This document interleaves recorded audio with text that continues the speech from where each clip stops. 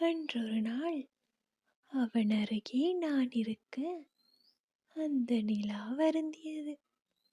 உன் போல் எனக்கொரு துணை இல்லை என.